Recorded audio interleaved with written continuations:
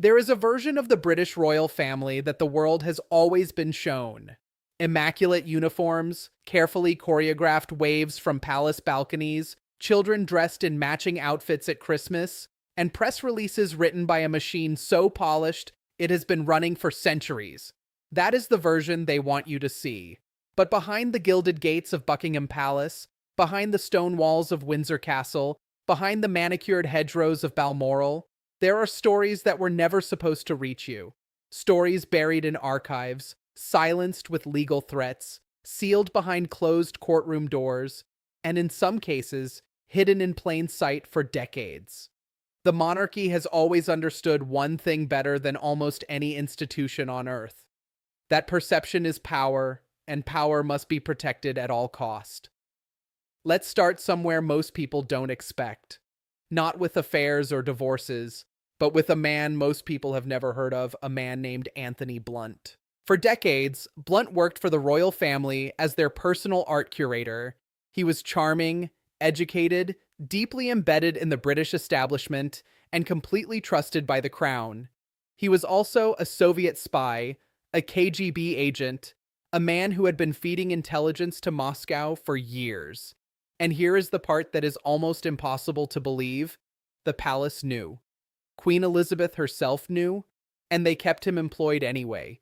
The question of why has haunted historians ever since, and the most credible answer is that Blunt had done things for the royal family that they could never afford to have exposed.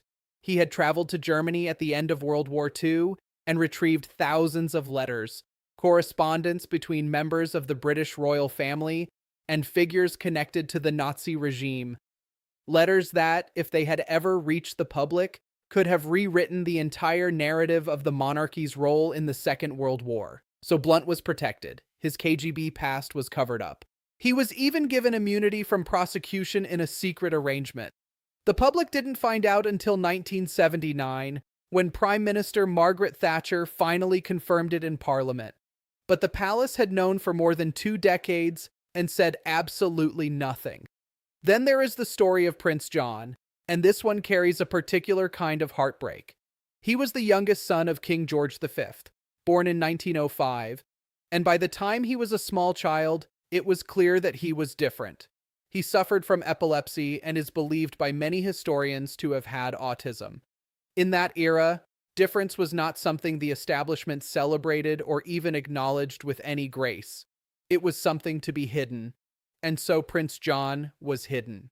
He was quietly removed from public life, kept away from formal schooling, absent from his father's coronation, and eventually moved to a farm estate called Wood Farm on the Sandringham grounds, where he lived largely away from the main family and away from the public eye. He died in 1919 at just 13 years old. For years, the full story of how deliberately he had been kept from public view was downplayed. He was described in passing as a child who had simply been unwell. It took generations of researchers and a television drama to bring his story into the light, and even then, the conversation was uncomfortable for those who still wished to protect the image of the crown. But perhaps no secret in the 20th century compares to what happened to 2 women named Nerissa and Catherine Bowes-Lyon. These were the nieces of Queen Elizabeth, the Queen Mother, the 2 daughters of her brother John Herbert Bowes-Lyon. Both were born with significant intellectual disabilities, and in a time when such conditions carried enormous social stigma, the family made a decision. They were placed in the Royal Earlswood Asylum in Surrey, and then they were effectively erased. In 1963, Burke's Peerage, the official guide to the British aristocracy, listed both women as dead. They were not dead. They were alive, living in an institution, and they remained there for the rest of their lives. Nerissa died in 1986 and was buried in a grave marked with a small plastic tag rather than a proper headstone. Catherine lived until 2014. A nurse who worked at the facility said later, with quiet devastation, that they were 2 lovely sisters, and you couldn't help but think of the life they might have had. The palace never addressed this directly. It was exposed by journalists and documentary makers who found the inconsistencies in the records. The family simply never explained. Now move forward in time to the story the world thought it knew but didn't. The marriage of Charles and Diana. On the surface, the palace had an answer for everything. When the cracks started to show, when the tabloids started circling, when the whispers about affairs on both sides grew too loud to ignore, the palace moved in its familiar pattern. Deny, delay, manage. Charles was conducting a long and ongoing relationship with Camilla Parker Bowles throughout significant portions of his marriage, and there is evidence to suggest that certain figures within the establishment knew this and looked the other way for years because the alternative, the collapse of a fairy tale royal marriage, was simply unacceptable. When Diana began speaking to journalists, when she gave her bombshell 1995 interview to the BBC's Martin Bashir and told the world there were 3 people in her marriage, it was treated inside the palace almost like an act of betrayal rather than the cry for help it clearly was.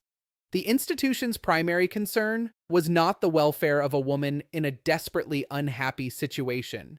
It was the management of the narrative. Diana died in Paris in August 1997, and the palace's initial response, the Queen remaining at Balmoral, no flag at half-mast over Buckingham Palace, silence from the institution, created one of the greatest public relations crises the monarchy had ever faced. Years later, it emerged that the BBC interview itself had been obtained through deception by Bashir, who had shown Diana's brother forged bank statements. That information, too, had reportedly been known internally, but not acted upon for years. The Jeffrey Epstein connection to Prince Andrew is perhaps the most recent and most visible example of the palace's strategy of containment failing catastrophically in public. Andrew had been photographed with Epstein multiple times. He had stayed at Epstein's properties after Epstein had already been convicted of sex offenses. When the story became impossible to contain, Andrew appeared in what became one of the most disastrous television interviews in the history of British broadcasting, attempting to explain away his association with the convicted sex offender with answers that left the public and commentators almost speechless. He claimed, among other things, that he had a medical condition that meant he could not sweat, which he offered as an alibi. The palace attempted to manage the fallout quietly.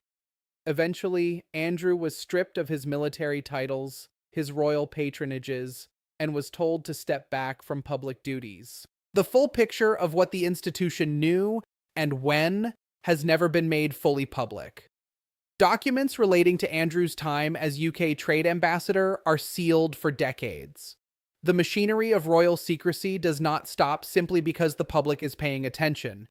And then there are the structural secrets, the ones baked into law and custom rather than buried in classified files. Royal wills are not made public. Unlike the will of any ordinary British citizen, which becomes a public document upon death, wills of senior royals are sealed by the courts in a process that has been happening since the early 20th century. The practice reportedly began to conceal details of King Edward VII's estate and any mentions of his affairs and mistresses. It has continued ever since. The Freedom of Information Act, which in theory gives the British public the right to request documents held by public bodies, contains a specific and significant exemption for the royal household. Tens of thousands of documents held in royal archives remain inaccessible to researchers, journalists, and the public. No equivalent institution in British public life operates with that level of secrecy, except the intelligence services. What does all of this tell us? It tells us that the image of the royal family as an institution of transparency and service has always been managed rather than genuine.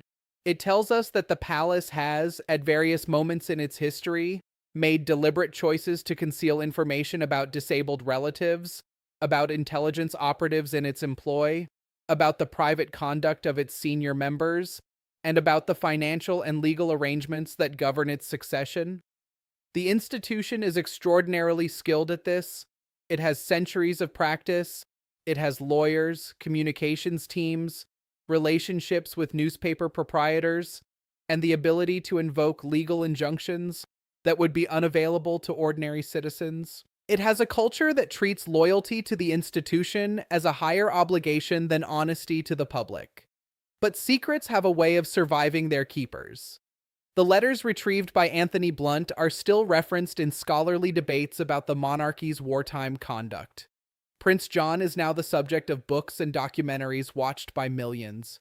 The story of Nerissa and Catherine Bowes Lyon has never left those who heard it. Diana's face is everywhere, 30 years after her death, still asking questions the palace never answered. The monarchy endures, and it does so partly through the careful curation of its own story. But the gaps in that story, the sealed files, the erased names, the cover-ups that came undone, speak louder, in the end, than any carefully worded palace press release ever could. Because the truth, as it always does, finds a way out. Sometimes it takes years, sometimes it takes decades, but it comes out. And when it does, no amount of gilded ceremony can put it back in the box.